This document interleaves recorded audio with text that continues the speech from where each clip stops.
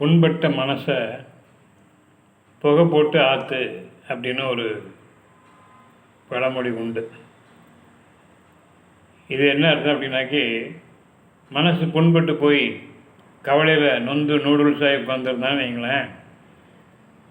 அப்போ அந்த மாதிரி இருக்கும்போது புகைப்பிடிச்சு புகையை விட்டுனாக்கி சுருட்டு குடிச்சோ பீடியை குடிச்சோ அந்த புண்பட்ட மனசை ஆற்று அப்படின்னு அர்த்தம்னு சொல்லுவாங்க. ஆனால் அது உண்மையான அர்த்தம் இல்லை. ஒரு விஷயத்துக்காக நீங்கள் உங்கள் மனசானது புண்பட்டு போய் அதே நினைப்பில் நீங்கள் கவலைகள் தோய்ந்து இருக்கும்போது அந்த எண்ணத்தை மாற்றணும். அப்போ மாற்றணும்னா நமக்கு ஏதாவது பிடித்த காரியங்களில் ஈடுபட்டு அந்த எண்ணத்தை அதில் புகுத்தணும். அதில் புகுத்தி நம்ம என்ன பண்ணணும், நம்மளுடைய அந்த கவலையை மாற்றி மனசை சந்தோஷப்படுத்த வைக்கணும்.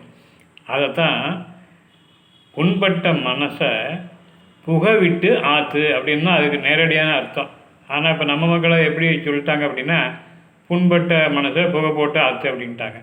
புகை போட்டோன்னா உடனே எல்லோரும் சீரட்டு குடிக்கணும், இது தண்ணி போடணும், இல்லைனாக்கி புகையில போடணும் அப்படின்னு நினச்சிக்கிட்டாங்க. அது உண்மையான அர்த்தம் அப்படி இல்லை. புண்பட்டு போய் மனசு கவலையில் தோய்ந்து இருந்ததுன்னா அந்த மனசை வேறு ஒரு நற்செயல்களில் அந்த எண்ணங்களை மாற்றி மனசை அதில் நம்ம புகை விட்டோம்னா நம்ம அந்த கவலையிலிருந்து நீங்கிடலாம் அப்படிங்கிறதான் அதுக்கு நேரடியான அர்த்தம். நன்றி, வணக்கம்.